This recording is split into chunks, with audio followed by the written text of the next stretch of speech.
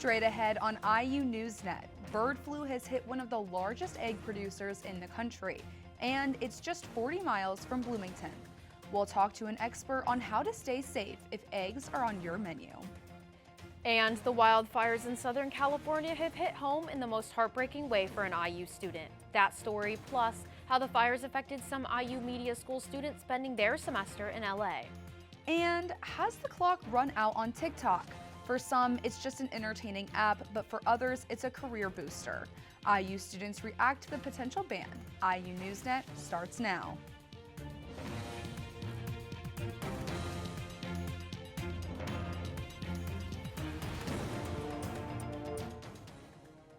Welcome to the first IU NewsNet of the semester. We have a new team. I'm Olivia Wilson. And I'm Lacey Carr.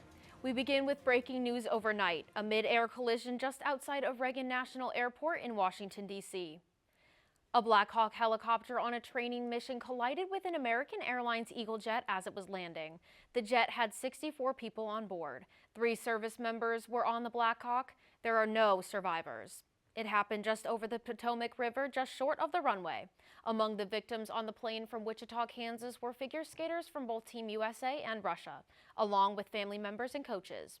They were coming back from an event. The investigation as to how it happened is in its early stages. Closer to home, there's some health news causing concern.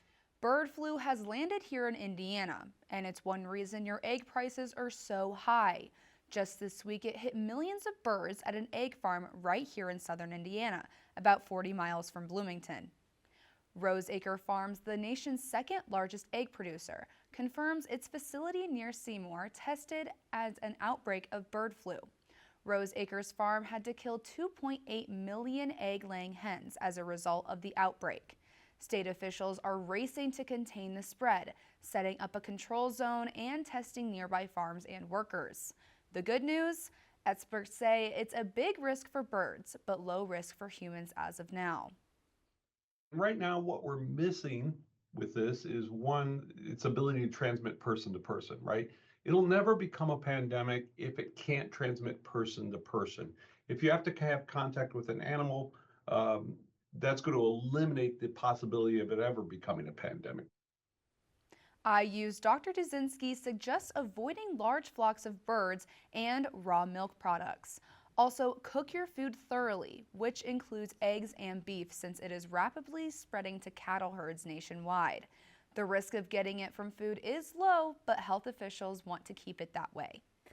I think I'm just going to go ahead and throw all of the eggs that I have out at home. I think it's probably the safer choice. I agree. And we've all noticed what it's doing to the price of eggs. The supply is dwindling and prices may rise another 20%. President Donald Trump and his administration have been busy this week making decisions that are already changing the life in America as we know it. IU NewsNet's Emma Herway is in studio breaking down a few of them to keep an eye on. Emma? The Trump administration made some big moves in this first week and a half. President Trump told all federal workers if they resign by February 6th, they'll get paid through September. He put a halt to all public communications from federal health agencies. He froze all National Institutes of Health operations, which fund things like disease and vaccine research. And on Tuesday, he tried to put most federal aid on hold, though a court moved in to block it. Following national chaos and confusion, Trump rescinded the order Wednesday afternoon. The Trump administration is freezing public communications by federal health agencies until February 1st. That includes press releases and social media and website posts about things like food safety recalls or pandemic news. The communications halt affects the CDC, FDA, and the NIH, among others. These organizations routinely communicate the latest health information to the public and medical professionals. Furthermore, the National Institutes of Health, the NIH, has been ordered to pause all operations, including a freeze on grant review meetings, travel, hiring, and more. The agency awards 60,000 grants annually, and a large part of NIH funding supports medical research in cancer, infectious diseases, and vaccines. On Tuesday, the White House ordered a hold on all federal financial grants and loans, a move it said would bring a number of programs in line with Trump's priorities. Trump rescinded the order Wednesday afternoon after its vague wording left Americans confused. Medicaid portals had gone down in all 50 states, and education programs, housing programs, and nonprofits all reported funding issues. The federal memo specified that Social Security or Medicare benefits, along with assistance provided, quote, directly to individuals, would not be affected. Once again, Trump rescinded the memo after a federal judge temporarily blocked the order. The freeze quickly drew backlash, with several states planning a lawsuit to block the order, which threw public and private programs into chaos. Olivia and Lacey, back to you guys at the desk. DEI, diversity, equity, and inclusion programs are on the chopping block both federally and in the state of Indiana. Governor Mike Braun's recent executive order to eliminate DEI in state agencies could soon impact higher education. A proposed bill aims to further restrict DEI policies at public universities, including IU. Despite these potential changes, IU staff remained focused on supporting students, encouraging them to stay calm as nothing has immediately taken effect. Something that I've been telling students and telling myself is to just take a breath and to not worry about it until we'll cross that dragon when we get to it. But right now, there's not a dragon for us to fight right now. While officials monitor DEI's uncertain future, campus programs and cultural centers will continue as usual. The Kinsey Institute, a sexual research center located on campus, is still at the center of tension between state lawmakers and IU administration. IU NewsNet's Emma Herway went out earlier this week to get details on a new development in the years-long fight. Emma? Thanks, guys. I'm here outside of Lindley Hall, the building on campus that houses the Kinsey Institute, a world-renowned sexuality and gender research center. Now, IU has been in a years-long fight with the state of Indiana over their ties to Kinsey, and it has recently escalated. In the past few weeks, state lawmakers and advocacy groups have been calling for the university to be defunded over their ties to Kinsey. In May of 2023, Governor Eric Holcomb signed a bill that prohibits IU from using state funds to support Kinsey. State lawmakers are now questioning if IU is following that law, despite IU's multiple financial reviews proving its compliance. Alongside lawmakers, the advocacy group Purple for Parents United is calling for the university to be defunded over the issue. Unfortunately, the legislature easily gets misdirected onto issues where people are trying to impose kind of their own moral view of the world. And I think Kinsey gets targeted from that. Now, again, IU promises that no state funds are being used for the Institute. Now, it is housed right here behind me in Lindley Hall, but they pay their rent with pledges and donations, not taxpayer dollars. Thanks, guys. Back to you. Indiana Attorney General Todd Rokita is suing the Monroe County Sheriff's Office, claiming its deportation policy violates state law. Rokita wants deputies to hold undocumented immigrants past their release date for ICE, but Sheriff Ruben Marte refuses. A judge has rejected Rokita's first lawsuit, but he's trying again with a new complaint.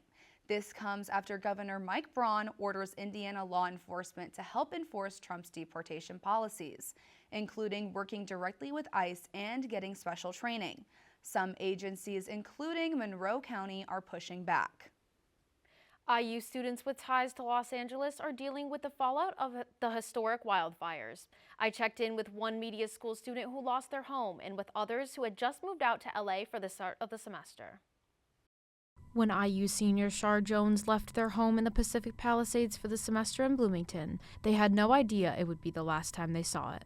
The only way I've been able to describe the grieving process to people is like one of the most intense breakups I've ever experienced, really. Jones's parents called them in Bloomington as they prepared to evacuate. I remember I asked them to only save 2 things from my room because I didn't think my whole house would be gone. I had them save my guitar I've had since I was 10, and a book of poetry I've had since I was 12. Jones spent their entire life in the Pacific Palisades before coming to IU. Jones's home is a total loss, but their schools and places where they shopped and made memories are all damaged.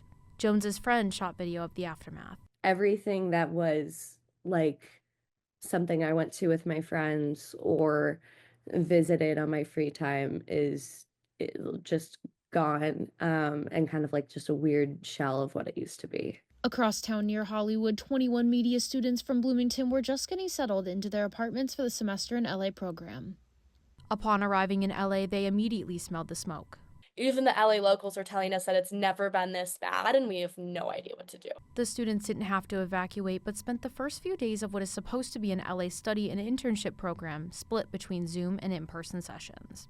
It was just very scary, like going to a new area by myself, having to figure everything out so suddenly. Their families were worried.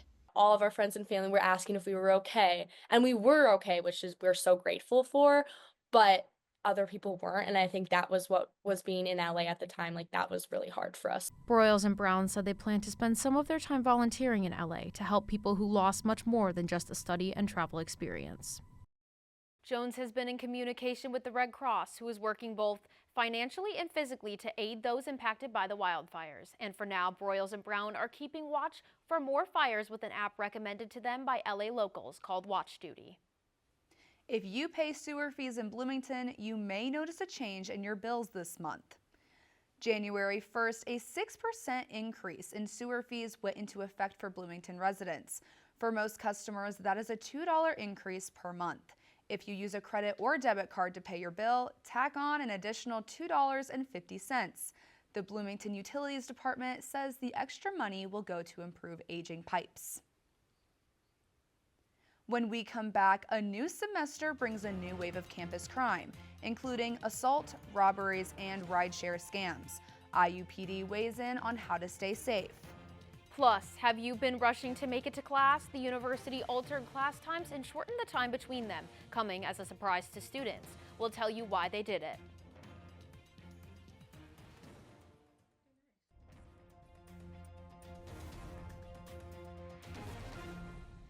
IU has placed the Sigma Delta Tau sorority on cease and desist for hazing, which means that all activities are suspended pending the investigation. IU spokesperson Mark Bodie said, quote, cease and desist directives are placed when there are allegations of behavior that have caused or may cause harm to the members of the organization and or the community.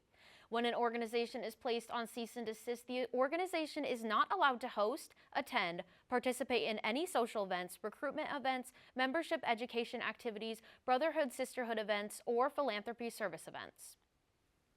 From assault to stalking to rideshare scams, this semester started with a rash of crime. That includes 2 reports of alleged sexual battery. The first incident allegedly transpired on campus at Foster Martin Hall Monday, January 20th, and was reported 3 days later. The second allegedly occurred at the IU Health Bloomington Hospital last Sunday, the 26th. The report was filed the next morning. We have more now on what prompted an IU alert about suspicious activity near Greek Row near the start of the semester. On January 8th, IU police say a man driving a white van was reported taking pictures of sorority rush recruits on David Baker Avenue. IU police later identified him and banned him from campus.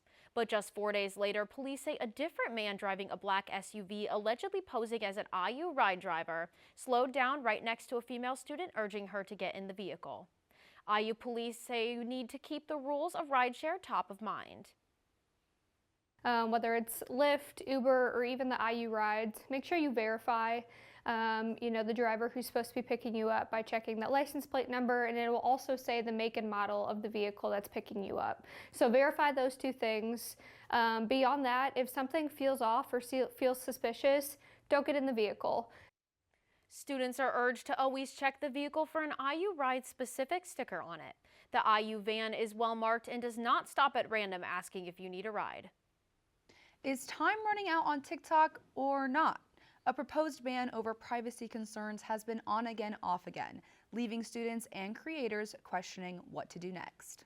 The evening of January 18th, TikTok users got a notification saying the app was voluntarily shutting down after the Supreme Court upheld a TikTok ban over privacy concerns. I texted my roommates, I was like, oh my gosh, it's already stopped working. But nearly 12 hours later, it was available for users to watch and create videos again. It was actually really good. This was due to President Trump granting a 75-day extension for the app to find a U.S. buyer. But this still disrupted the 170 million U.S. users. I did immediately go kind of to that Instagram Reels because I was like, I need something. Like, it's like taking away one thing from like 100 million people. It's like crazy chaos all at once. That chaos concern still looms for those who scroll and those like Skylar Larson. Get ready with me for day one of Indiana University's sorority recruitment. Who has been making short-form content on TikTok since high school. I made these like lists of things that I really found helpful in the dorms, and that was, I think, one of the first type of videos that really started getting a lot of traction on there. Traction that turned into something she uses for her professional career. Like being on the influencer side of it, I know what I'm looking for. So from the PR side, I know how to reach out to influencers. And I think that's something that I can really spin well in a job interview. TikTok is in a legal limbo right now because although it still works, those who deleted the app during the voluntary ban can't re-download it because it's not available on the App Store. So this begs the question of whether it will be banned, replaced, or restructured. I don't know how they would be able to replicate it because there's just something so interesting and personable about how that algorithm works. The things that are on my feed are so incredibly specific and timely. Things that helped her as a kid and that Skylar says she can now pay forward, even as the clock ticks toward a ban. Like knowing that I could do that for somebody else is something that's really special to me. And honestly, I think that's like the main reason that I make videos. The ban is expected to go back into effect unless an American company buys TikTok from the Chinese company that owns it. Housing prices in Bloomington are about 25% higher than the state average. A new low-income housing project on the northwest side looks to change that. A $2 million building is under construction at 14th and Monroe Streets. When it opens in October, it will provide affordable housing and childcare services to low-income single parents. Once completed, the building will provide daycare for up to 28 infants and toddlers up to 3 years old. The second floor will hold 3 two-bedroom apartments. Students have noticed some big changes to their class schedules this semester. IU NewsNet's Kelsey Peace finds out what's behind the change and how students are managing it. Kelsey? Thank you. I'm standing here just in front of Eigenman Hall, one of the student dorms on the far east side of campus. Keep in mind, if I walked from here to the studio at Franklin Hall, it would take me 25 minutes. Starting this semester, the university cut passing periods down to 20 minutes, making it difficult for some students to get to class on time. My first class of the day is in Jacobs. I'm a music minor, and then the other one's in Kelly. So complete opposite sides of campus, just got to speed walk and make sure that I don't slip on the ice or whatever that's out on the ground right now. The time adjustment comes as a surprise to several students who never received an official heads up from the university. In an interview with the Media School's Associate Dean, Galen Clavio, he said the change was made to add an extra class throughout the day due to a lack of classroom space around campus. That's all I have for you now. Back to you. When we come back, sharing revenue with college athletes comes at a cost. We'll have details on the move to eliminate more than 24 positions within the IU athletics department. Plus, one of Indiana football's most sought-after assistants is staying put. IU NewsNet Sports is up next. Stay with us.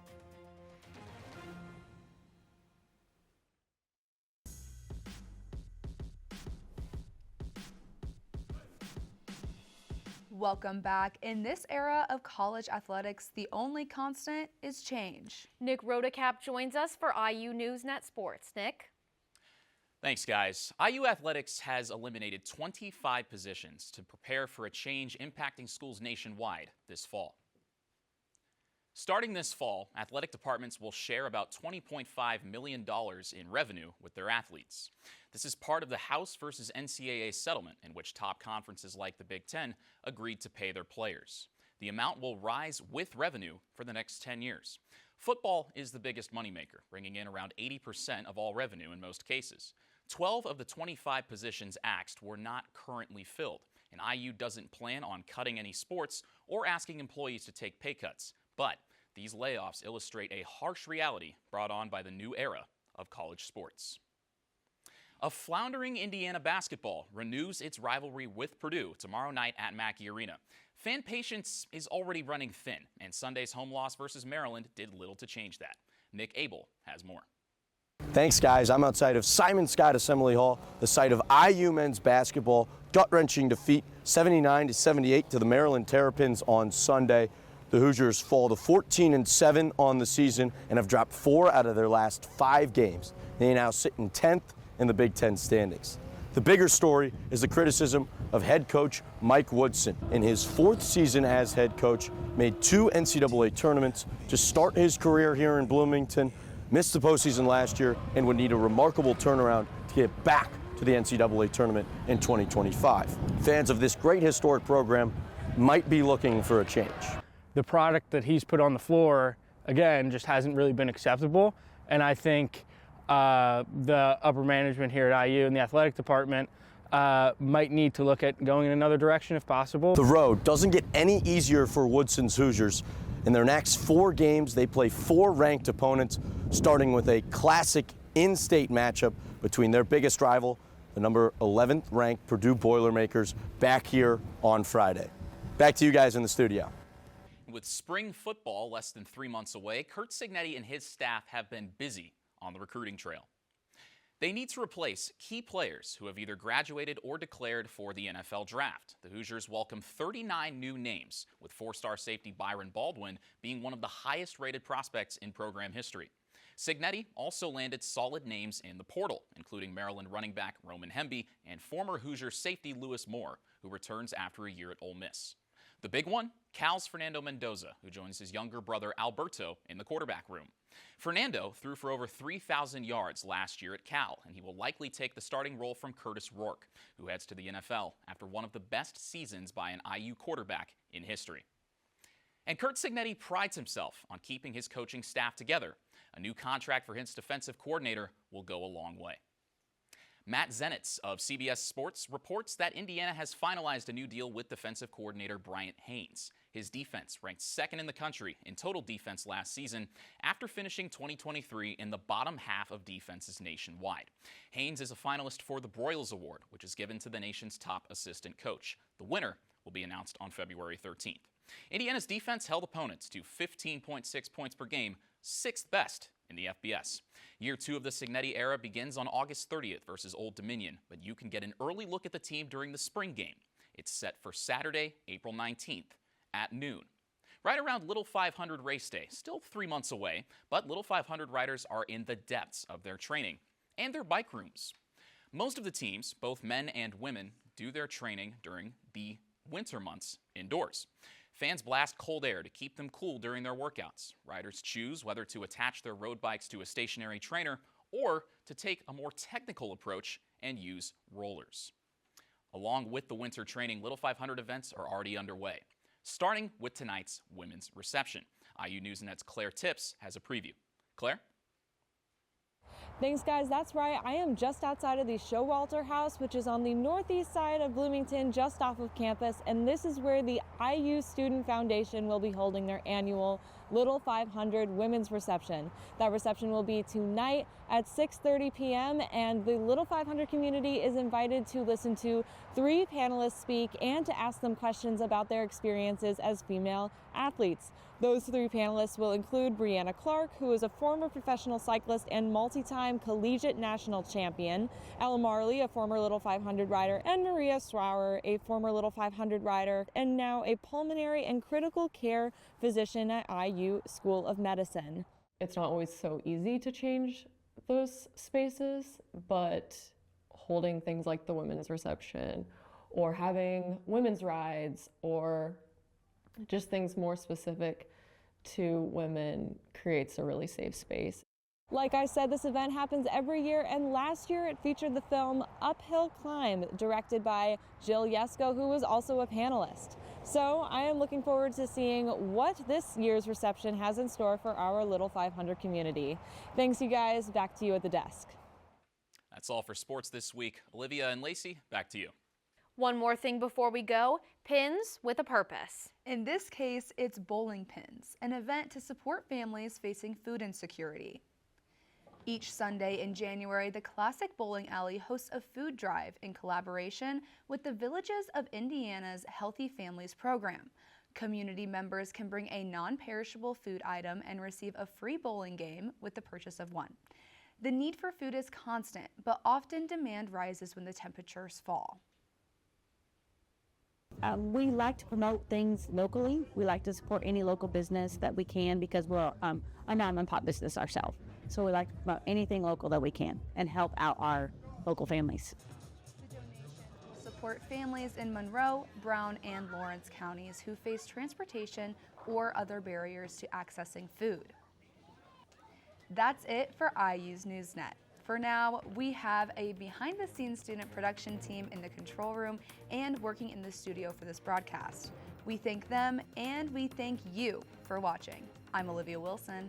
And I'm Lacey Carr. Be sure to follow us on Facebook and Instagram at IU NewsNet and on the IU Media School YouTube channel. We take care and we will see you here next week.